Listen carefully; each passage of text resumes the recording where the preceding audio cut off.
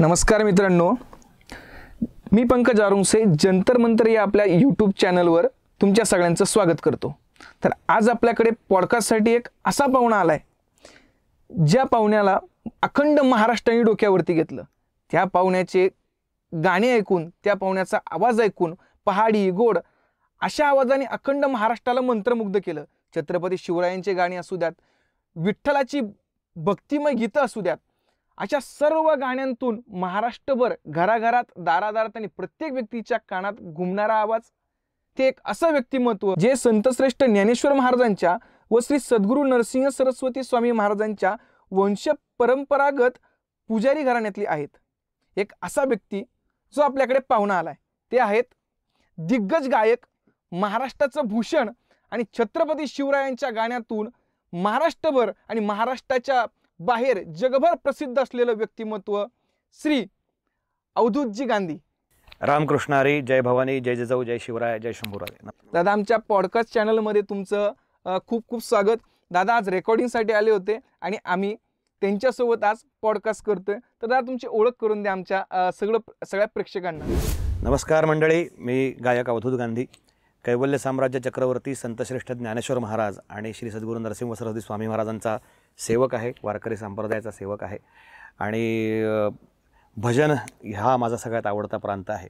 आणि माझ्या भाग्याने छत्रपती शिवराय आपल्या महाराष्ट्राचं नव्हे तर अखंड हिंदुस्थानचं दैवत असणारे छत्रपती शिवाजी महाराज यांच्या जीवनचरित्रावरील जे शिवराज अष्टक आपण आता पाहतोय, तर त्या अष्टकामधली गाणी गाण्याचं माझं भाग्य लाभलं, हे माझं सौभाग्य समजतो मी।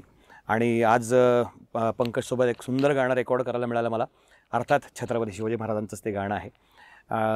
खूप छान वाटलं। माझं नाशिकमधलं पहिलं रेकॉर्डिंग आज पंकजसोबत झालं। मला खूप स्वतःला आनंद वाटला तुला भेटून आणि सगळी टीम तुमची, आमचं भाग्य दादा। आणि विशेष सांगायचं म्हणजे ही सगळी मंडळी खूप प्रतिभावान आहेत आणि खूप चांगलं काम करतात। त्यासाठी सर्वप्रथम तुम्हा सर्वांचं मनपूर्वक अभिनंदन। थँक्यू दादा। तर दादा, अखंड महाराष्ट्र तुम्हाला ओळखतोय, तर मला कळेल का या घराघरामध्ये पोचलेला हा आवाज मराठी माणसाला आज इतका प्रिय झालाय की प्रत्येकजण तो आवाज ऐकला की डोलू लागतं। अक्षरशः छोटे मुलं जे आहेत ते इतके वेडे झालेत या आवाजामागे। ज्यावेळेला तुमचं गाणं आलं होतं, आम्ही गाड्या डोंगरचं राहणार, ते चित्रपटाचे तर गाणे गाजलेत, पण हे गाणं ज्यावेळेला आज वाजतं किंवा कुणी रीलवरती बघतं तर छोटे मुलं अनेकदा त्याला लूपवरती किंवा पुन्हा पुन्हा जाऊन बघतात। तर हा आवाज कानात प्रत्येक वेळेला गाजणारा, तर हा इंडस्ट्रीमध्ये कसा पोचला? कसं झालं की पहिल्यांदा मला पहिली जी संधी म्हणता येईल किंवा पहिलं जे काम माझं डेब्यू आपण म्हणतो, 2010 साली टार्गेट नावाचा सिनेमा आला होता। फार मोठं स्टारकास्ट होते त्याच्यामध्ये। संजय नार्वेकर होते, स्वप्नील जोशी होते, अंकुश चौधरी, त्यानंतर सिद्धार्थ जाधव, क्रांती रेडकर, अशी सगळी मोठी स्टारकास्ट होती। आणि माझा मित्र आणि सुप्रसिद्ध संगीतकार अभिजित कौठाळकर यांनी या चित्रपटाला संगीत दिलं होतं। तर त्या चित्रपटामध्ये 2 गाणी मला गायला मिळाली। आता माझी परंपरा आणि हे सगळं तुम्हाला माहिती आहे, पण माझं चित्रपटातलं पहिलं गाणं जे आहे ते हार्ड रॉक सॉन्ग आहे, मराठी हार्ड रॉक सॉन्ग। आणि एक ड्युएट सॉन्ग रमा कुलकर्णी गायिका आहे, सुप्रसिद्ध गायिका, तिच्यासोबतचं ड्युएट आहे। तर ही 2 गाणी माझं पहिल्यांदा म्हणजे पदार्पणाची आहेत। आणि त्याच चित्रपटामध्ये एक गीतकार म्हणून पण माझी एंट्री झाली, म्हणजे एकाच वेळेस गायक आणि गीतकार असं म्हणून माझं पदार्पण झालं। एक गोंधळ मी लिहिला होता, तो आपल्या महाराष्ट्राचं भूषण असणारे आनंददादा शिंदे यांनी ते गायलेला गोंधळ आहे। तर अशी माझी या क्षेत्रामध्ये इंडस्ट्रीमध्ये एंट्री। आणि मला पहिल्यांदा कळतंय की तुम्ही लिहितात पण, कारण की या पहिले माहीत नव्हतं की तुम्ही लिहितात। अजून असं मला विचारायचं की तुमचे मित्र ज्यांच्यासोबत तुम्ही खूप जवळ आहात त्यांच्याबद्दल काय सांगाल? असंख्य मित्र मला पहिल्यापासून आहेत, लहानपणापासूनचे अगदी शाळेतले मित्र आहेत, आपल्या गावातले मित्र म्हणतो आपण, त्यानंतर गुरुबंधू आहेत काही, आणि नंतरच्या या क्षेत्रात आलेले असे असंख्य मित्र आहेत। तर मला विशेष करून सांगायला असे म्हणजे आपल्या महाराष्ट्राचे सुप्रसिद्ध कीर्तनकार पुरुषोत्तम दादा पाटील, तर आम्ही दोघं गुरुबंधू पण आहोत। तर ते माझ्यापेक्षा वयाने लहान आहेत, पण आमचं जे ट्युनिंग लहानपणापासून जमलेलं आहे की बाबा अवधूत जर घरी नसेल तर नक्कीच पुरुषोत्तमच्या घरी असेल किंवा पुरुषोत्तम बरोबर असेल, आणि पुरुषोत्तम जर घरी नसेल तर अवधूत बरोबर असेल, अशी आमची मैत्री, घनिष्ठ मैत्री।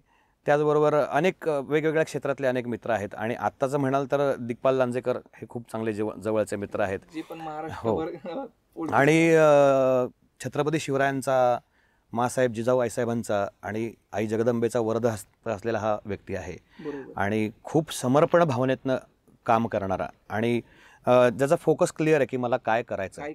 आणि मला असं वाटतं की त्याच्या संगतीमध्ये राहून मला माझ्या आयुष्याचं ध्येय मिळालं की मला काय करायचं आहे, अगदी प्रामाणिकपणे सांगतो. आणि ह्या गोष्टी घडायला खूप भाग्य लागतं. मला मी पाणी येत आहे बोलताना सुद्धा. काय माहिती का की मुळात मी अनेक बाबतीत स्वतःला भाग्यवान समजतो. सगळ्यात पहिली गोष्ट की मला अशा परंपरेमध्ये जन्म मिळाला. कैवल्य साम्राज्य चक्रवर्ती संतश्रेष्ठ ज्ञानेश्वर महाराजांची सेवा, श्री सद्गुरू नरसिंह सरस्वती स्वामी महाराजांची सेवा ज्या घराण्यामध्ये आहे तिथं माझं भाग्य सुरू झालं, माझं कैक जन्मांचं पुण्य.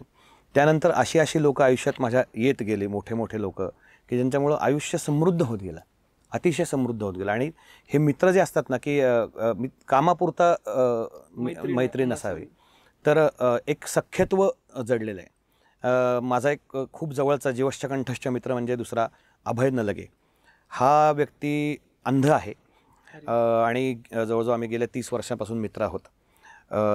महाराष्ट्राचे सुप्रसिद्ध भारुडकार, संत साहित्याचे, लोकवाङ्मयाचे व्यासंगी अभ्यासक माझे गुरुवर्य डॉक्टर रामचंद्र देखणे सरांच्या बरोबर आमच्या भारुडामध्ये ओळख झाली. सरांच्या भारुडामध्ये सुरुवातीला मी सरांबरोबर पखवाजवादक म्हणून होतो आणि मग नंतर गाण्याचा सगळा भाग आम्ही सांभाळला. तर हा अभय नलगे हरहुन्नरी व्यक्तिमत्व आहे. त्याला तुम्ही भेटलात ना तर कुठल्याही त्याच्या जे आपल्याला काही शारीरिक व्यंग आहे असा आहे तो कधीच वावरताना दिसणार नाही. आणि आजपर्यंत गेल्या 3 दशकांची आमची मैत्री आहे. मी त्याला कधीही दुःखी, कष्टी, कंटाळलेला, वैतागलेला बघितलं नाही आहे. त्याच्याकडनं खूप काही गोष्टी घेण्यासारख्या शिकण्यासारख्या काही नाहीये, बघण्यासारखीच. की आज आपल्याला एवढा धडधाकट देह दिलाय आणि आपण अनेक गोष्टींबद्दल तक्रारी करतो, यार असं नाही, तर नाही तसं ते यांच्याकडनं शिकणार. आणि अजून एक माझा तर हा अभय नलगेचं नाव सांगितलं त्याचं, तर आम्ही कार्यक्रमामध्ये तो निरूपण पण करतो आणि हार्मोनियम पण. तो उत्तम कीर्तनकार आहे, प्रवचनकार आहे, भारुडकार आहे, निरूपणकार आहे. तर तो कार्यक्रमामध्ये नेहमी सांगतो की ज्याच्याबरोबर बसून चहा प्यावासा वाटतो तो मित्र. ज्याला आपल्या मनातलं दुःख सांगितल्याने हलकं होतं तो सखा. तर हे सख्यत्व जडलेलं आहे. तसाच माझा अजून एक सखा आहे पांडुरंग पवार, महाराष्ट्राचे सुप्रसिद्ध तबलावादक, की जे सगळ्या प्रकारचे जॉनर म्युझिकमधले तेवढ्याच ताकदीने, तेवढ्याच एनर्जीनी वाजवतात. आज सुप्रसिद्ध गायक महेश दादा असतील, महेश काळे असतील, त्यानंतर पंडित जयतीर्थ मेवुंडी असतील, अशा अनेक नामवंत कलाकारांबरोबर ते साथ संगत करतात. पण वयाच्या 7व्या वर्षापासूनचा पांडुरंग माझा मित्र आहे. तर आम्ही भारतभर पूर्ण कार्यक्रम करतो, पूर्ण सगळीकडं. हा एक माणूस फार काय म्हणता येईल त्याला, हरहुन्नरी व्यक्तिमत्व होतो. पण पांडुरंग खतरनाक तबलावादक, म्हणजे पांडुरंग असला की मला चिंताच नसते. पण खरंच सांगतो की या मित्रांमुळे माझं जीवन समृद्ध आहे. आणि मित्रांमुळे जीवन समृद्ध पण होतं. आणि दुसरी गोष्ट म्हटली की मित्र आहेत तर सगळं आहे. आई वडिलांनंतर कोणी जवळचं असेल, फॅमिली सोडून, तर ते मित्रच आहे. कारण की म्हणतात ना की पुरुषांना मेन म्हणजे पुरुषांना माहेर नसतं, त्यांना मित्र असतात. की ते मित्रासोबत गेले की तेच त्यांचं माहेर आहे. मला अजून असं विचारावंसं वाटतं दादा की तुमचा जन्म माऊलींच्या आळंदीतला, जिथे माऊलींचा जन्म झाला तिथे तुम्ही जन्माला आलात. आणि तुम्हाला एक काय वाटतं की त्या आळंदीमध्ये तुम्ही लहानशे मोठे झालात, तुमचं बालपण तिथे गेलं, तुम्ही खेळलात, तिथे रांगलात, तर ते बालपण एक तुमचं तिथे कसं गेलं? किंवा आता बघा की आळंदीमध्ये खूप सारी पब्लिक येते, लोक येतात, दर्शनाला येतात, तर तुमचं आणि आळंदीचं एक कसं नातं आहे? काय भूतकाळात नेणारा प्रश्न आहे हा, खूप छान प्रश्न आहे. मग खरं म्हटलं तर आज मी जे काही आहे ना ते सगळं त्या माऊलींची कृपा आहे. आणि त्या आळंदीतल्या त्या वास्तव्यामध्ये मिळालेल्या ज्या गोष्टी आहेत त्याच्यावरती आज सगळं माझं काही चालू आहे. आणि मी म्हटलं तसं या परंपरेत जन्म मिळाला, मठामध्ये लहानाचा मोठा झालो. आळंदी हे त्यावेळेसचं जे गावाचं एक गाव पण होतं, म्हणजे ते अनुभवलेलं आहे. आता आज शहरीकरण, अर्धवट शहरीकरण सगळं झालेलं आहे. बाहेरनं इतके लोक येऊन आळंदीमध्ये स्थायिक झालेले आहेत. त्यामुळं पण काय झालं, तेव्हाचं जे गाव लहानपणीचं मी आठवतं मला की या इकडच्या टोकातल्या माणसाला कोणाला काही झालं तर त्या दुसऱ्या टोकाचा माणूस यायचा विचारायला, चौकशी करायला. तर एक घरोबा असायचा. बरं तेव्हा कसं होतं की कोणाही आजूबाजूला कोणाच्याही घरी कधीही जाऊन बसायचं, बाबा जेवणाची वेळ असेल तर चल रे ताट घे बस जेवायला.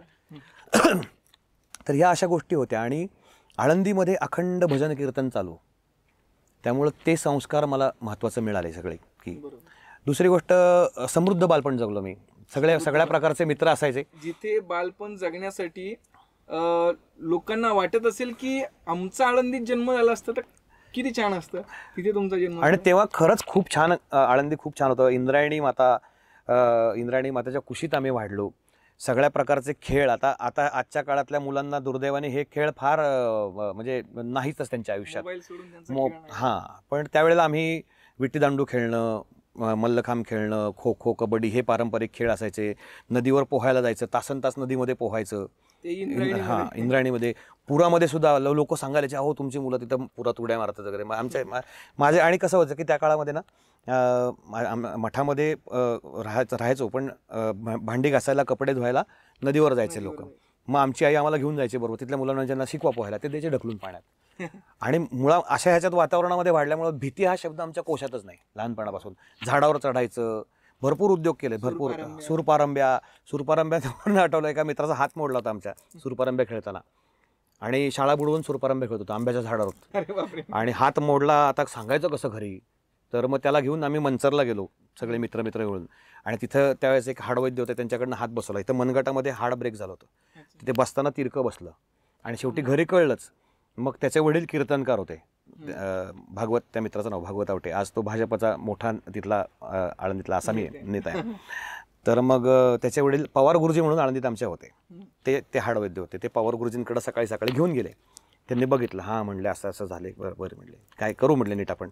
त्याला असं आपण शौचाला बसतो तसा बसवला त्याला. आणि हात घेतला त्याचा, बोलता बोलता गप्पा मारता मारता त्याच्याच गुढेवर काढकन मोडला. अरे बापरे. परत तिथंच जिथं, हां, कारण ते जोडलेला तिरका जोडला गेला होता ना. तो जेव्हा बोंबलला, तो अक्षरशः शिव्या दिल्या. नाही म्हटले काय बोलायचं ते बोल म्हणले, पण ते चूक आयुष्यभर नाही तर हात वाकडा राहिला असता. आणि मग पुन्हा त्यांनी तो हात जोडून दिला आणि मग तो व्यवस्थित झाला. तर अशा खूप गमती जमती आहेत. आम्ही उद्योग पण खूप करायचो लहानपणी. मला मुद्दाम असं एक विचारायचं राहिलं माझं की तुम्ही जेव्हा इंद्रायणीवरती आंघोळीला जायचे, म्हणजे चोरून तर त्या नदीत उड्या मारत असाल तर आईने कधी मारलंय का? मार खाल्लाय मी. बेसिकली असं असतं ना की काहींना मार मिळतच नाही किंवा घरी तक्रारी जात नाही. मी खूप मार खाल्लाय. आता गंमत सांगतो की आळंदीला ज्या शाळेमध्ये माझं शिक्षण झालं, ज्ञानेश्वर विद्यालय, माझे आजोबा त्या शिक्षण संस्थेच्या संस्थापकांपैकी एक. माझे काका शाळेचे सेक्रेटरी, परत काका नगराध्यक्ष होते, वडील नगरसेवक होते, आई शाळेत शिक्षिका होती. बरं, हां, हो. पण मग असं आलं की बाबा ह्याच्या शाळेत ह्यांना कोण हे करणार, असं वगैरे लोकांना. तर तसलं काही नव्हतं. हां, ज्या दिवशी शाळेत पहिला दिवस सुरू असायचा, आई शाळेत शिक्षिका असल्यामुळे यायची, शिक्षकांना ह्याला चांगला बदलून काढा, पहिलं वाक्य असायचं. अरे म्हणलं का नाही, म्हणले हा फार खोड्या करतो, काय चुकलं तर आमच्यापर्यंत येऊच देऊ नका म्हणले, ठोकून काढा चांगलं. आणि अशा ह्याच्यात आम्ही शिकलो. आज असं झालं की शाळेत जर एखाद्या शिक्षकांनी मुलाला मारलं त्याचा फार मोठा इश्यू होतो. बरं, तेव्हा ते शिक्षक पण तसे होते आणि मुलं पण तशी होती. त्यामुळे जर शाळेत मार खाल्ला हे घरी कळलं तर घरी डबल मार खायला लागायचा. आणि आता तसं नाही, आता शाळेत मारलं तर मास्तरला मारलं जातं. एवढं सगळं असून कुठल्या प्रकारची सूट नव्हती आम्हाला. आणि बरं, पोहायला वगैरे त्याचे पण अनेक किस्से आहेत की आम्ही एकदा तर आळंदीला जो बंधारा आहे, धरण आहे, माझा धाकटा काका ह्याच्यामध्ये होता, वॉटर सप्लायच्या ह्याच्यात नाही, वॉटर सप्लाय आळंदीला जे पाणी पुरवठा केंद्र आहे तिथं तो काम करायचा, तिथं ऑफिसर होता. तर धरणामध्ये पोहायला बंदी असायची काही काळामध्ये. आणि आम्ही आपलं पोरं सगळे कपडे बाजूला टाकून तिथं मस्तपैकी शाळा बुडवून पोहत होतो, एन्जॉय चालू. आणि तर एक तिथला जो शिपाई होता तो आला, त्यांनी बघितलं आणि काकाला जाऊन सांगितलं की असे हे मुलं पोहतात, जा म्हणले त्यांचे कपडे घेऊन ये सगळ्यांचे. कपडे आणले, पोत्यात भरले सगळ्यांचे. आम्ही 8-10 जण होतो. आणि ते सगळं भरल्यानंतर मग आम्ही आलो, कपडे कुठे आहेत, आता काय करायचं. तेव्हा बघितलं समोर काका असं दांडकं घेऊन तिथं सगळं बसलं होता. या म्हणला तसेच आता. आणि तिथून घरापर्यंत तशीच आमची मिरवणूक काढली होती. अशा अनेक गोष्टी, फार मजा. अजून असं राहिलं की एक मी मगाशी बघितलं की आपण रेकॉर्डिंगला जाण्याच्या पहिले तुम्ही आईला कॉल केला की आई आता मी रेकॉर्डिंगसाठी जातोय. तर खूपदा आत्ताच्या परिस्थितीमध्ये असं घडतं की हा अगं बोल, म्हणजे बायकोसाठी, की हां आता मी कामासाठी जातोय, तर मी तुला निवांत फोन करतो, सारखे सारखे मला फोन करू नको. तसा तुम्हाला कुठला फोन आला नाही किंवा तुम्ही आईशी कनेक्टेड इतके आहात, त्या प्रसंगातून मला त्या छोट्या प्रसंगातून कळलं. तर आईबद्दल काय सांगाल? माझी आई, माझ्या आईचं माहेर पंढरपूरचं आणि आळंदी आणि पंढरपूर. रुक्मिणीचा पुजारी, उत्पाद घराण्यातली माझी आई. आणि आई म्हणजे मी लहान असताना, बाळ असताना मठामध्ये आमच्या महाराजांच्या समाधीसमोर मला मांडीवर घेऊन आई दत्ताची भजनं गायची, करुणा त्रिपदी वगैरे सगळे श्लोक स्तोत्र वगैरे सगळं गायची ती. तिथून ते संस्कार आहेत. आणि खूप प्रचंड कष्ट केलेले आहेत माझ्या आईने, आजही ती तसंच कष्ट करते. तर माझं असं हे आहे की आमचे एकत्र कुटुंब सगळं आळंदीला, माझे 3 काका आणि वडील, 4 भाऊ सगळे एकत्र. हां, आता कामानिमित्त सगळे वेगवेगळे झाले, पण ते त्या एकत्र कुटुंब पद्धतीमध्ये मी वाढलो. माझ्या मोठ्या काकांचा खूप धाक आणि खूप शिस्त असायची आम्हाला. तर त्यांनी वस्तू घेतली की जेव्हाची तेव्हा जिथल्या तिथं जसंच्या तसं ते ठेवायचं. ते वळण अनेक गोष्टींचं त्या काळात वाटायचं की का मारतायत वगैरे, पण तो मार खाल्ला म्हणून आज काही चांगल्या गोष्टी. तसं आईने पण लाड पण खूप केले आणि फटकवलं पण खूप आहे. आणि मग मी लहानपणापासून ते एक जपत आलो आहे की बाहेर जाताना, घरातून बाहेर जाताना, कुठल्याही कामासाठी असेल किंवा रोज सकाळी पहिले देवदर्शन झाल्यानंतर आईवडिलांच्या पायावर डोकं ठेवून नमस्कार करतो मी. कुठल्याही कामाला जाताना बाहेर त्यांना नमस्कार करून बाहेर जातो. आणि कार्यक्रम असेल, रेकॉर्डिंग असेल, प्रत्येक वेळेस मी आईला फोन करतो किंवा बाबांना फोन करतो, दोघांशी बोलतो की मी काम सुरू करतोय, नमस्कार करतो, आशीर्वाद द्या तिकडून. बाबा कधी मारतात का किंवा बोल त्या काळामध्ये मारायचे का? आमच्या घरात म्हणजे सगळे जमदग्नीचे अवतार होते. अरे बाप. हां, त्यातल्या त्यात म्हणजे धाकट्या काकांनी लाड केलेत बऱ्यापैकी. पण तेव्हा एक म्हणजे आमची 1-2 शिक्षा अशा पेटंट असायच्या की अंगठे धरून उभं करायचे आणि पाठीवरती पट्टी ठेवायची. पट्टी पडली की त्याच पट्टीने फटके. किंवा आमचं जुन्या पद्धतीचं घर आहे आळंदीला, तिथं आता गेले सगळं खुंट्या वगैरे, लोकांना माहिती पण नाही खुंटी काय असते ते. तर खुंट्या, अशा घरामध्ये खुंट्या आहेत सगळ्या, त्या खुंटीला टांगून ठेवायचं. असे ते बोट खुंटीला टांगून ठेवायचं किंवा उलटं टांगायचं, पाय बांधायचं आणि उलटं टांगायचं.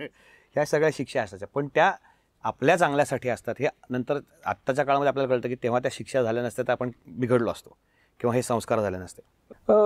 एक आईविषयी अजून विचारतो, असा एखादा प्रसंग घडला का ज्या दिवशी तुम्ही खूप रडलात आणि आईला मिठी मारली, तिच्या कुशीमध्ये खूप रडत शांत झालात, असा एखादा प्रसंग की जो इमोशनल झालाय? प्रसंग खूप आलेत. बऱ्याच वेळा आपण आता कलाकार आहोत, कलाकारांच्या आयुष्यामध्ये अनेक प्रकारचे चढ उतार असतात आणि अशा काही घटना असतात. असं होतं बऱ्याच वेळेला. मग त्या आईच्या कुशीत जाऊन झोपणं, आईने डोक्यावरनं मायने हात फिरवला की सगळं शांत होऊन जातं. दादा, तुम्ही वारकरी आहात, तर विठ्ठलाची आणि तुमची घनिष्ठ एक नाळ आहे असं मी बऱ्याचदा, कारण की बोलण्यातही मला जाणवलं. तर विठ्ठल तुमच्यासाठी काय आहे किंवा हे विठ्ठलाशी तुमची इतकी कनेक्टिव्हिटी, इतकी नाळ कशी जोडली गेली? पूर्वसुकृत आहे काहीतरी असं मला वाटतं. पूर्वसुकृत आणि ज्या संस्कारात वाढलो ते संस्कार, ह्या दोन्ही गोष्टींमुळे आहे.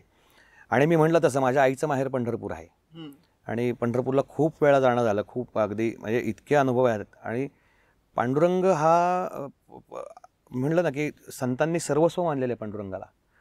तसं आणि काय व्हायचं की लहानपणी मठामध्ये पांडुरंगाची आणि आईसाहेबांची मूर्ती आहे, जी नरसिंह सरस्वती स्वामी महाराजांनी स्वतः प्राणप्रतिष्ठा केलेली महाराजांच्या गाभाऱ्यात समाधीच्या मागे.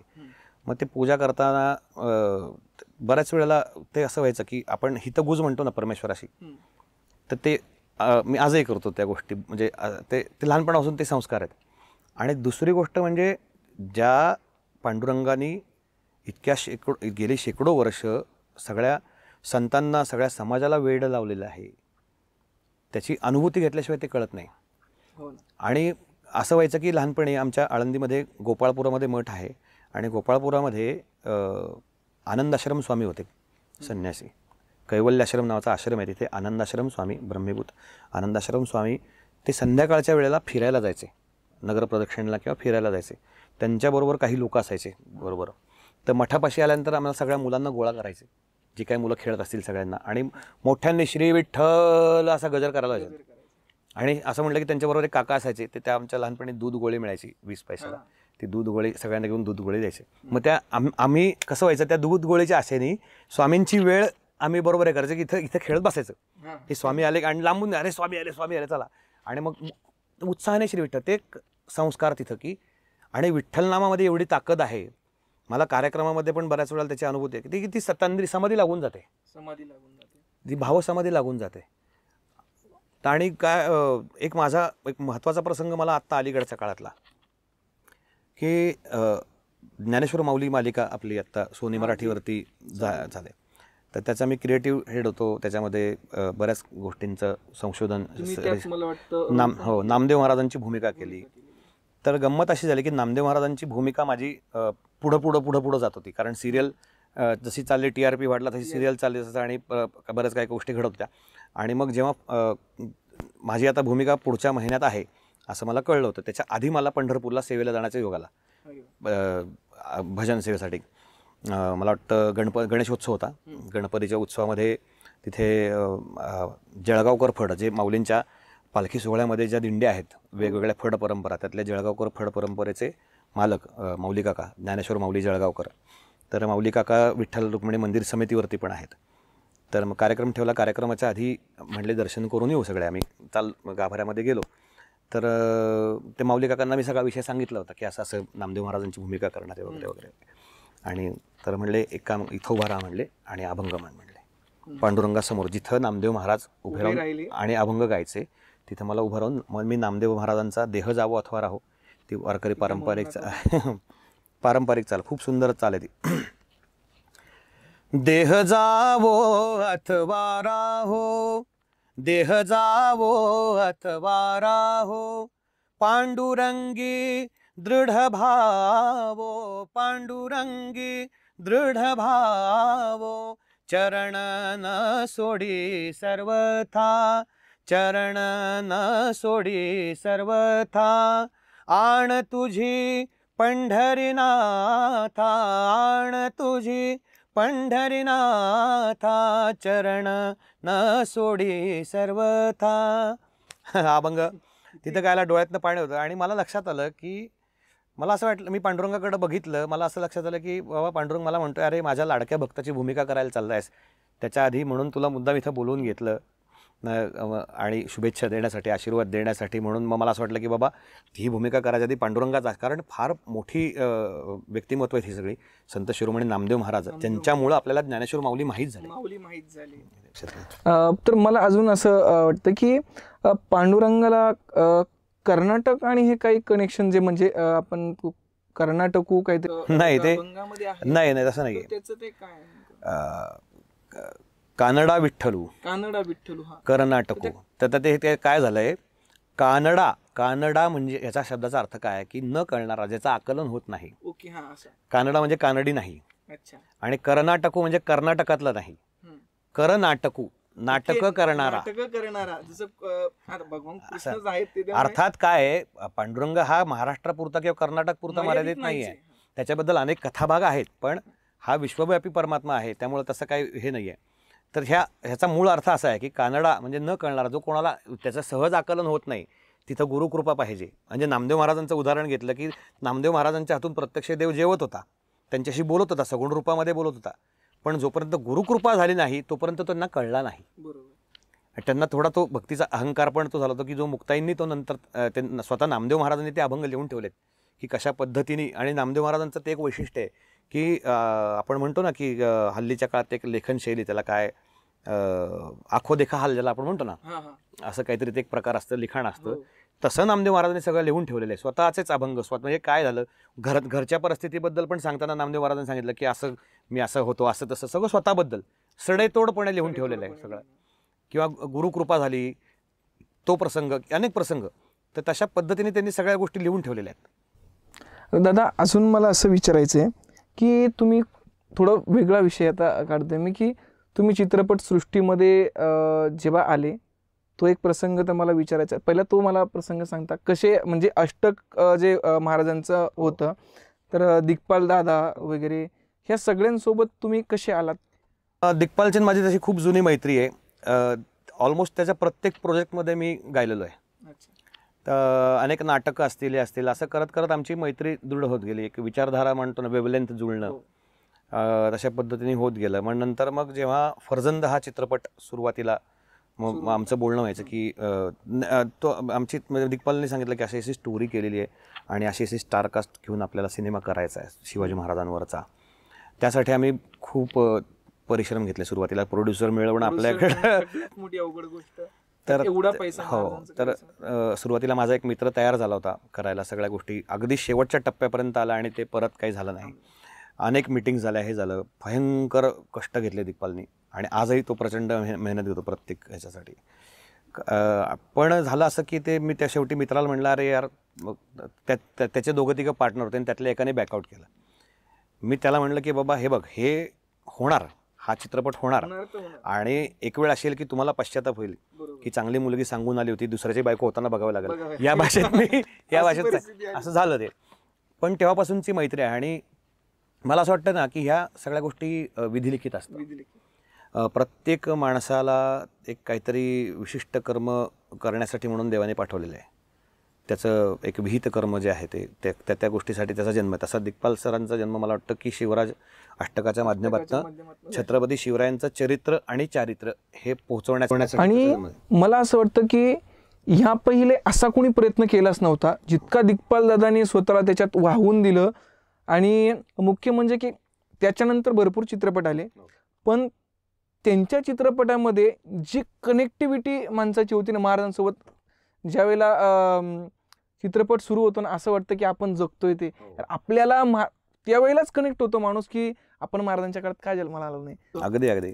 काय गंमत आहे माहिती आहे का की आता जसं तू म्हणलास की मला त्या काळात असायला पाहिजे होतं मी महाराजांचा खारीचा वाट. तर तो खारीचा वाटा आजही उचलू शकतो आपण. हो, ते तर आहेच की महाराजांना षड्गुण ऐश्वर्य संपन्न म्हणलेले आहे छत्रपती शिवाजी महाराजांना. आणि ज्या पद्धतीचं महाराजांचं चरित्र आणि चारित्र्य आहे, तर त्यातल्या त्यांच्या षड्गुणांमधला, त्यांच्या चरित्रामधला, त्यांच्या चारित्र्यामधला काही अंश आपल्या अंगी बाणवून जर आपण जगू शकलो तर ते खरं महाराजांना ती एक प्रकारची आदरांजली श्रद्धा की हे आहेच आहे. आणि ते आपण मग त्यांच्या काळात जगल्याचं जे आपल्याला वाटतं मग ते खरं त्या अर्थाने त्याच्यातून पूर्ण होऊ शकतं. की आज काय संस्कार आहेत महाराजांचे, महाराजांना इतक्या वर्षानंतर, शेकडो वर्षानंतर आपण का मानतो. मग त्याचा विचार करून जर की बाबा हे मी अशी गोष्ट केली तर ही महाराजांना आवडेल का, हे जर विचारून आपण वागलो तर मला वाटतं की ते जास्त संयुक्तिक, जास्त चांगलं होईल. हो. आणि एवढे मग सगळे गाणे तुमचे हिट झालेत आता या महाराजांची, तर इतकं सगळं महाराष्ट्रभर तुम्ही फेमस झालात. प्रत्येकाला आता लोकांना अक्षरशः वाटतं की यार ह्या माणसाला भेटावं. खूप लोकांचं स्वप्न असेल आणि हा माझंही स्वप्न होतं की तुम्हाला खरंच भेटायचं. मला भाग्य लाभलं अक्षरशः की मी तुमच्यासोबत गाणं केलं आणि खूप दिवसापासूनचा हा माझं स्वप्न होतं, तर ते आज तर पूर्ण झालंय. पण एवढं सगळे तुम्ही एक फेम तुम्हाला मिळालं, तर एवढं तुम्ही जपून तुम्ही हवेत गेले नाही, तर तुम्ही आजही जमिनीवर आहात. तुम्ही साधकच आहात.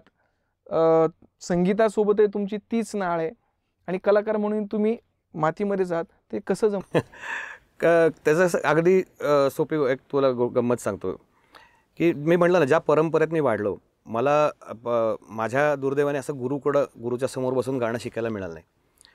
लहानपणी मला प्रचंड वेळ होतं भारतरत्न पंडित भीमसेन जोशींच्या गाण्यांचं आणि माझी इच्छा होती त्यांच्याकडे शिकायची. व्हॉट्सअपच्या फोटो पण भीमसेन.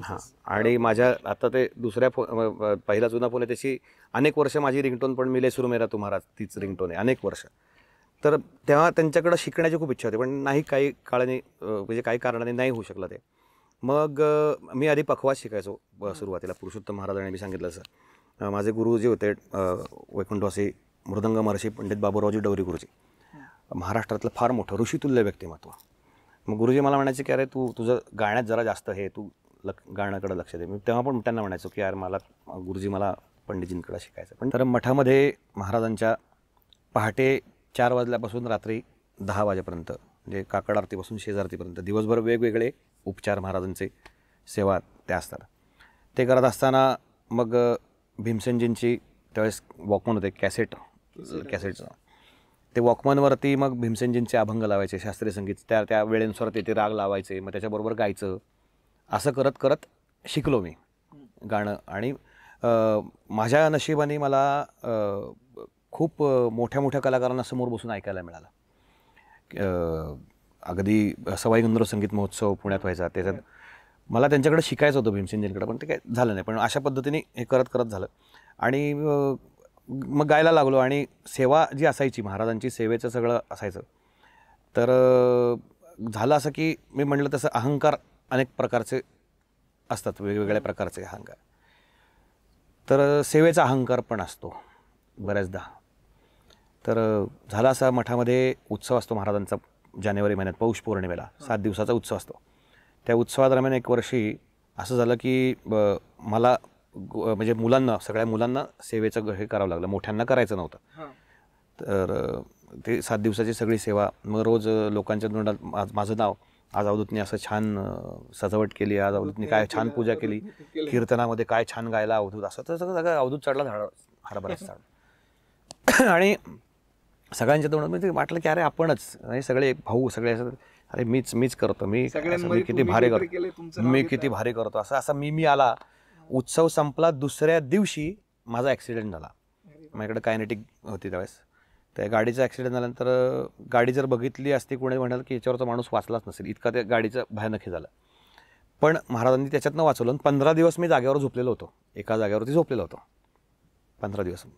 15 दिवसांनी जेव्हा आंघोळ वगैरे करून सगळं महाराजांच्या गाभाऱ्यामध्ये दर्शनाला गेलो आणि मी मग अशीच सांगितलं की हितगुज परमेश्वराशी त्यांच्याशी ते सगळं असायचं, अजूनही चालू असतं.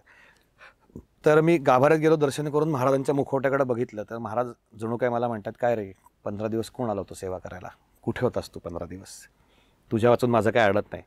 त्या क्षणी माझा अहंकार संपला आणि मला लक्षात आलं की आपण काही नाही आहे. आज ह्या ज्या काही परंपरा आहेत शेकडो वर्ष चालू आहेत, आपल्या आधी चालू होते, आपल्यानंतर चालू राहणार आहेत.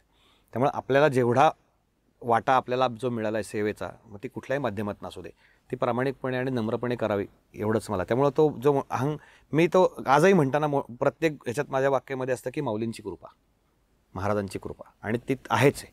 हे मी अनुभूतीतनं, स्वतःच्या अनुभव आणि अनुभूतीतनं बोलतो की नाही, कारण मला माहिती आहे प्रत्येक ह्याच्या मागं ते पाठीशी उभे असतात, प्रत्येक चांगल्या गोष्टीच्या मागं ते पाठीशी उभे असतात. मला वाटतं माऊलींनी पण म्हटलं की अहंकाराचा वारा न लागो, तो नामदेव महाराजांचा सॉरी. दुर्दैवाने असं झालंय, अकल्प आयुष्य व्हावे तया कुळा, माझी या सकळा हरीच्या दासा. मागणं मागितलंय की बाबा जे माझे हरीचे दास आहेत त्या सगळ्या कुळाला अकल्प आयुष्य होते, कल्पनेची बाधा न हो कोणे काळी, ही संत मंडळी सुखी असो. कल्पनेची ह्याच्यात खूप खोल अर्थ दडलेला आहे की माणूस कल्पनेत हरवत गुंतत जातो मायाजाळामध्ये. ते पण नको व्हायला. हां, की बाबा ते कल्पना विश्वात रमला की रमला, तसं नको व्हायला, की त्यांना वास्तवात राहू देत. कल्पनेची बाधा न हो कोणे काळी, ही संत मंडळी सुखी असो. ही संत मंडळी म्हणजे नुसते संतांपुरतं नाही म्हणलेलं आहे, ही संत वृत्ती ज्यांच्याकडे आहे ही सगळी मंडळी सुखी असो. अहंकाराचा वारा, अहंकार सोडा, त्याचा वारा सुद्धा लागू नये. न लागो राजसा, माझी या विष्णुदासा भाविकाशी, आणि नामा म्हणे तया असावे कल्याण, कोणाचं, ज्या मुखी निधान पांडुरंग, त्याच्या मुखात पांडुरंगाचं नाव आहे, त्यांचं कल्याण होते. हीच गोष्ट आहे. त्यामुळे ह्या सगळ्या संस्कारांमध्ये वाढल्यामुळे मला माहिती आहे की मी काही करत नाही, करता करविता. मला अजून थोडं आता वेगळं असं विचारायचं आहे की दादा तुकोबरायांविषयी काय सांगाल, कारण की आळंदी देहू जवळच आहे आणि मला वाटतं माऊली आणि तुकोबराय यांच्याशी खूप साऱ्या संत जे वारकरी आहेत त्यांचं खूप कनेक्टिव्हिटी सगळ्याच संतांशी आहे, पण ते एक वेगळंच नातं आहे. तर तुकोबरायांच्या आयुष्याविषयी काय सांगाल, कारण की तुकोबरायांनी सगळं आयुष्यभर म्हणजे स्वतःचं जे होतं ते सगळं लुटून दिलं. काय आहे, माझे गुरुवर्य डॉक्टर रामचंद्र देखणे त्यांच्या व्याख्यानातनं प्रवचनातनं नेहमी सांगायचे, ज्ञानेश्वर महाराज हा महाराष्ट्राचा श्वास आहे आणि तुकोबराय हा निश्वास आहे. हे ज्ञानोबा तुकाराम जसं तर आज आपण म्हणतो की तुकाराम महाराज, त्यांचं चरित्र एवढं आजच्या काळात प्रेरणा देणार आहे. कारण माणूस धावतोय सतत, कशाच्या ना कशाच्या मागं धावतोय आणि तरी समाधान नाही आहे. जर तुम्हाला समाधान हवं असेल तर तुम्ही तुकाराम महाराजांचा गाथा वाचा, कारण तुम्ही त्यांचं चरित्र वाचा, संत चरित्र वाचा. त्याच्यातून तुम्हाला 100% तुकाराम महाराजांनी सडेतोडपणे जगण्याचं सार सांगितलेलं आहे. जोडोनिया धन उत्तम व्यवहारे, काय सांगितले, उत्तम व्यवहाराने धन जोडा आणि उदास विचारे वेच करे, म्हणजे उदास होऊन कंजूसपणाने खर्च करा. आणि तुकाराम महाराजांनी अध्यात्म सांगताना सगळं सोडून करा असं कधीच सांगितलेलं नाही. म्हणजे प्रपंच पण आधी प्रपंच नीट करा आणि मग परमार्थ करा. वेळ प्रसंगी मढे झाकून या करी पेरणी, आता पेरणीचा वेळ आलाय आणि घरात मयत झाली आहे, आता त्याचं करू का बाबा, पेरणी करू? तर त्यावेळेला तुकाराम महाराज म्हणतात आधी ते नंतर कर, पहिले पेरणी कर, कारण ते पेरलं तर तू पुढे जगशील. इतके तुकाराम महाराज वास्तववादी होते, पुरोगामी होते खऱ्या अर्थाने. आणि म्हणून त्यांचा अभ्यास, ह्या सगळ्या गोष्टींचा अभ्यास झालाच. आणि हे जर मराठी माणसाने जर हे नाही केलं तर आपलं आयुष्य शून्य आहे. आणि नुसतं बडबड करून हे करून उपयोग नाही आहे. ते खरंच तुम्ही आचरणात आणल्याच पाहिजे त्या गोष्टी. एकाही प्रश्नाचं असं नाही की एकाही प्रश्नाचं उत्तर गाथ्यात मिळणार नाही 100% किंवा माऊलींच्या ज्ञानेश्वरीत मिळणार नाही. तू आता विषय काढलास तर ज्ञानेश्वरीमध्ये आज आपण म्हणतो ना, जागतिक तत्ववेत्ते जे आहेत ना सगळ्या जगातले, बाहेरच्या देशातल्या, तर आपल्याकडं हे असतं की अमुक एकाने असं म्हणलंय, खाली त्याचं नाव असतं, अमुक एक तत्ववेत्ता असं खाली त्याचं नाव असतं. हे जी सगळी तत्वज्ञान आहे त्याचं सगळं मूळ ज्ञानेश्वरीमध्ये. आणि ज्या काळात ज्ञानेश्वर महाराजांनी सांगितलंय, आपण म्हणतो की त्यांना आता एक वेगळा विषय मी तुला सांगतोय की प्रत्येक संत, कोणी संत घ्या, सगळ्यांना त्रास झालेला, समाजाने त्रास दिलेला आहे त्यांना.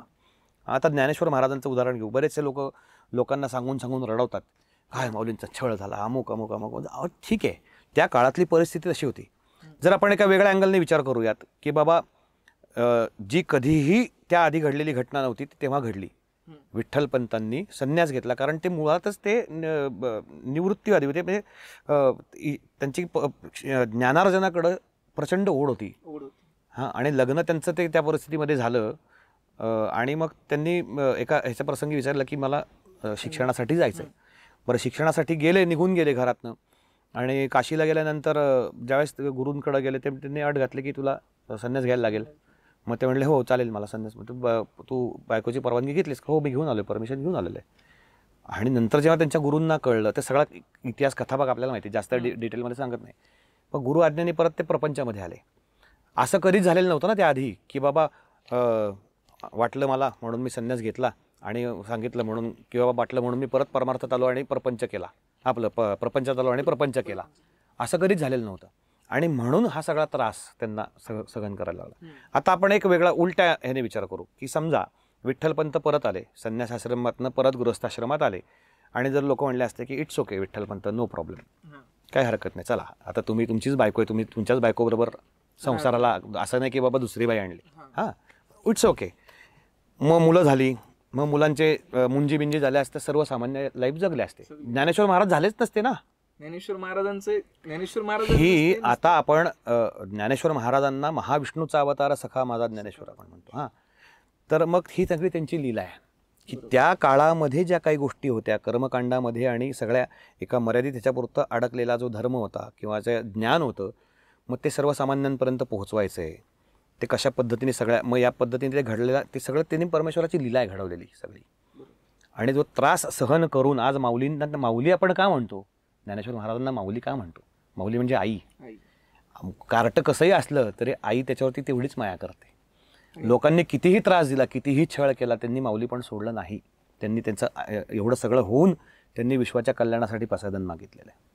मला वाटतं माऊलींचीच एक ओवी आहे, किंबहुना धनुर्धरा जो ये मातीच्या उदरा तो मातीचा सोयरा की तुला पा. म्हणजे ते शेंबडं असलं, नागडं असलं, कसंही असलं तरी ते आईला तितकंच प्रिय असतं. तसं ते माऊली सांगतात की कुणी कसंही असो तर ते आईला तितकंच मुलगा प्रिय असतो. आणि ज्या बाबतीत भगवंत तसाच विचार करतो की म्हणजे तसंच भगवंताचं पण आहे की कुणी कसंही वागलं तरी देवाला तुम्ही प्रिय आहात. आणि म्हणून आता आणि माऊली आणि त्यांची भावंड, आज मुक्ताई, आपण चित्रपटाबद्दल मगाशी बोललो, तर ही छोटीशी बहीण ॲक्च्युली मुक्ताई समजून घेणं खूप अवघड आहे.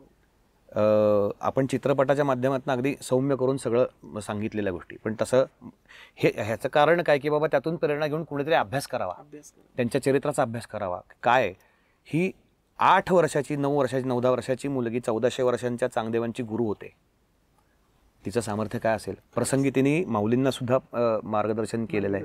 ताटीच्या अभंगामधनं जेव्हा उद्वेग माऊलींना झाला, त्यांच्या भिक्षेमध्ये शेण लोकांनी टाकलं, लोकांचे उतरून टाकलेले उतारे टाकले, वाटल तसा अपमान केला, आई वडिलांबद्दल वाटल त्या लेवलला जाऊन जेव्हा लोक बोलायला लागले, छळ झाला त्यांचा, तेव्हा ते म्हणले की अरे नाही बास, आता मी संपवतो सगळं. आणि म्हणून त्यांनी कुठेचं दार बंद करून आणि ही बहीण त्यांना त्याच्यातनं बाहेर काढते. काय सामर्थ्य असेल त्या मुक्ताईचं. आणि हे बहीण भावाचं नातं, आता राखी पौर्णिमा जवळ आली, रक्षाबंधन येते, तर ते एक नात्याबद्दल सांगा ना, की माऊली अद्वितीय नातं आहे. ह्या बहिणीने प्रसंगी आई होऊन पण सांभाळ केला यांचा. ही बहीण न राहता आई पण झालेली अनेक प्रसंगांमध्ये. आणि इथं कुठलीच गिव्ह अँड टेकची भावना, म्हणजे मला मी हे केलं तर मला हे मिळेल वगैरे नाही. अतिशय निस्वार्थपणे बहीण भावाचं नातं सर्व जगातलं सर्वश्रेष्ठ म्हणतो मी. ज्याप्रमाणे भगवान कृष्णाचं आणि द्रौपदीचं होतं ते तर समजा मानलेलं होतं नातं ना, पण इथं एका रक्ताचे भाऊ बहीण, तर त्या मुक्ताई बहीण म्हणून सुद्धा किती श्रेष्ठ होत्या हे प्रत्येक बहिणीने आणि भावाने त्यांचा आदर्श घेतला पाहिजे. आणि मला वाटतं राखी पौर्णिमेच्या निमित्ताने हे जरी लोकांपर्यंत पोहोचलं की बहीण भाऊ कसे असावे. आज आपण बघतो प्रॉपर्टीसाठी, इस्टेटीसाठी भावाकडं हे करणारी बहीण किंवा बहिणीकडं खोट्या सह्या घेऊन करणारे भाऊ बहीण बघ, वाईट वाटतं सगळं. पण दादा, माऊलींनी म्हणजे ज्यावेळेला निवृत्ती दादा निघून गेले, तेवढे कितीतरी दिवस ते घरी परतलेच नाही, त्यावेळेला मला वाटतं की ह्या बाकी तिघ भावंड घरी होते, त्यावेळेला एवढ्या छोट्याशा मुक्ताईने त्या सगळ्यांना कसं समजवलं होतं, तो एक वेगळा प्रसंग मला 100% खूप नाही. काय आता आज आपल्याला जे ज्ञानेश्वर महाराज कळले ते नामदेवरायांच्या अभंगांमधून जास्तीत जास्त. आणि तर जेव्हा त्र्यंबकेश्वरचाच हा प्रसंग आहे, तर ही मी म्हणलं तसं मुक्ताई ही वेळ प्रसंगी यांची आई पण झालेली आहे. अतिशय स्थितप्रज्ञ आणि जे जसं काही विद्युल्लता त्या मुक्ताई जणू चितकला, आपण आदिशक्ती म्हणतो, हे सगळे अवतारीच होते सगळे मंडळी. तर हे आता कसं आहे, हे सगळे जे या शक्ती आहेत सगळ्या, हे जे देवत आहेत, हे जेव्हा मनुष्य रूपामध्ये हे आल्यानंतर सगळ्या माणसाच्या ज्याप्रमाणे त्यांनी ज्या सगळ्या माणसाच्या ज्या सगळ्या गोष्टी असतात मनुष्य ज्याच्यातल्या, त्याप्रमाणे त्यांचं वर्तन आहे.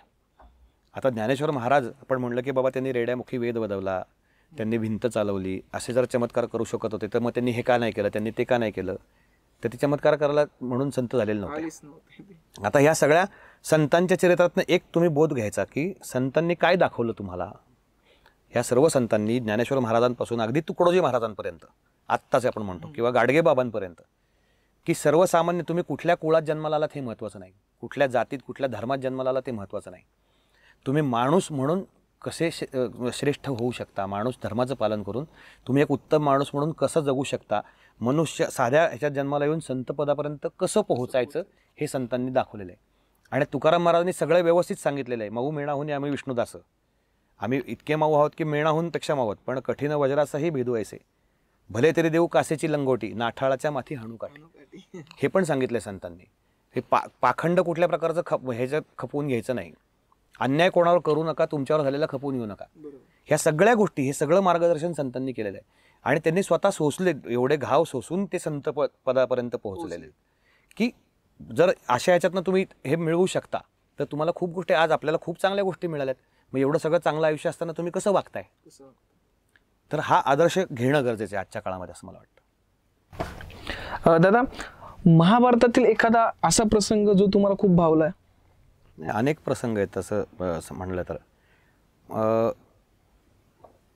जेव्हा भगवान श्रीकृष्ण द्रौपदी, आपल्याला माहिती आहे की ती हाताला चिंधी बांधली आणि त्याच्या बदल्यात भगवंताने तिला एवढी वस्त्र पुरवली, तो प्रसंग आहे. आणि अजून एक प्रसंग असा आहे की जेव्हा वनवासात असताना एकदा भगवान श्रीकृष्ण त्यांना भेटायला गेले आणि म्हणले की मला भूक लागली, मला जेवायला वाढ. यांची सगळ्यांची जेवणं झाली होती आणि तिने ती थाळी हे करून ठेवली होती. ते म्हणले काय सगळं संपलं, ते म्हणले की नाही काहीतरी बघ. मग त्यांनी बघितलं तर एका ह्याला ताटाला तुळशीचं पान चिकटलेलं होतं. बस मला तेवढं पुरेसं आहे म्हटलं. ह्याच्यातनं काय हे आहे की बहीण भावाचं अपेक्षित, आपण आज आपण जे जगतो ना, की प्रत्येक नात्यामध्ये ना आपण एक्सपेक्टेशन्स, आपल्याला मैत्री असेल किंवा नाती असतील, आणि आजकाल नातेवाईक नकोच आहेत लोकांना, नकोच आहेत. आणि जी नाती आहेत ती फक्त स्वार्थासाठी आहेत, निस्वार्थपणा नाहीच. हे शिकवतात आपले धर्म, आपले जे ग्रंथ आहेत आपल्याला त्या सगळ्या गोष्टी शिकवतात की कशा पद्धतीचं असलं पाहिजे. हा मला प्रचंड ते भावणारा प्रसंग आहे. आणि असे खूप गोष्टी आहेत त्याच्यामध्ये जेव्हा रणांगणामध्ये अर्जुन सगळ्यांना बघून शस्त्र टाकतो की अरे हे तर माझं सगळं, हे माझे गुरु आहेत, हे माझे आजोबा आहेत, हे माझे हे आहेत, त्यामुळे कसं मारू यांना, हे काका हे भाऊ माझे सगळेच. आणि भगवान श्रीकृष्ण, बरं भगवान श्रीकृष्ण भगवान आहेत ना, ते काही करू शकतात, काही करू शकतात. मग त्यांनी एक मिनिटात सगळ्यांना संपवलं असतं ना. संपवलं असतं. त्यांनी काय सांगितलं, नाही मी शस्त्र घेणार नाही, तुझं युद्ध आहे, तुझं हे आहे आणि हे तुझं कर्म आहे, हे तुला केलं पाहिजे. मित्र कसा आहे की बाबा तुझ्यातल्या गोष्टींची तुला जाणीव करून देणं, तुझ्याकडं काय, तुला काय केलं पाहिजे, असा मित्र पाहिजे, त्याची योग्य गोष्टी हे तुझं तू अस्तित्व निर्माण कर, तुझी तू ओळख निर्माण कर. तर हे अशा खूप गोष्टी आहेत की ज्याच्यातून आपल्याला आजच्या काळामध्ये सुद्धा त्याच्यातून प्रेरणा मिळते. खूप छान वाटलं बोलून दादा. मला आता शेवटचा एक असं विचारायचं आहे की अवधूत गांधी ह्या व्यक्तीसाठी सर्वस्व काय आहे? सर्वस्व म्हटलं तर संगीत आहे, माझी परंपरा आहे, आई वडील आहेत, बायको आहे, मुलगी आहे, सगळी फॅमिली आहे, मित्र अर्थातच सगळं ह्या. पण ह्याच्या सगळ्याच्या वरती जो एक कृतज्ञता भाव आहे माझ्यासाठी, माझ्याकडं भगवंतासाठी प्रती, आणि सर्व या आयुष्यात जी चांगली लोकं आली माझ्या आणि जी वाईटही आली त्यांच्या प्रती सुद्धा, की त्यांनी मला कसं जगायचं नाही हे शिकवलं. बरोबर आहे. की कसं वागायचं नाही असं मला जी वाईट लोक आले, हे सगळ्यांकडनं गोष्टी शिकायला मिळतात आपल्याला. त्या सगळ्यांच्या प्रती कृतज्ञताभाव हा माझ्यासाठी अगदी सर्वोच्च स्थान आहे. मी सगळ्यांच्या प्रती कृतज्ञ आहे आयुष्यभर, सगळ्यांच्या. दादा खूप खूप आभारी आहे मी. आज खूप वेळ, जवळजवळ तास दीड तास आपलं इतकं बोलणं झालंय. खूप भारी वाटलं. मी तर म्हणतो 10 दिवस बोललो असतो तरी बोलणं संपणार नाही, इतके सब्जेक्ट आहे, एवढ्या गोष्टी आहेत. तर खूप खूप आभारी आहे. जंतर मंतरकडनं तुमचं खूप खूप आम्ही ऋणी आहोत. तर धन्यवाद. सगळ्यांनी जंतर मंतर या चॅनलला सबस्क्राईब करा, कमेंट करा आणि सगळ्यात जास्त हा आमचा पॉडकास्ट अवधूत दादाचा लोकांपर्यंत पोचवा. अनेक गोष्टी तुम्हाला अशा आहेत की ज्या समजून घ्यायला आवडेल आणि ऐकल्यानंतर तुम्हाला कळेलच आम्ही आज काय कुठल्या विषयावरती पॉडकास्ट केला आहे. मी पण खूप खूप मनापासून धन्यवाद देतो तुला आणि जंतर मंतर चॅनलला माझ्याकडून खूप खूप शुभेच्छा. सर्व प्रेक्षकांना माझ्याकडून खूप खूप शुभेच्छा. पांडुरंगाच्या चरणी, माऊलींच्या चरणी, आई जगदंबेच्या चरणी या निमित्ताने एकच मागणं मागतो की सर्वांना उदंड आयुष्य लाभावं, उत्तम आरोग्य लाभावं आणि आपल्या सगळ्यांच्या हातून आपल्या आईवडिलांची, आपल्या गुरूंची, आपल्या समाजाची, आपल्या देशाची सेवा घडावी. रामकृष्ण हरी. रामकृष्ण हरी.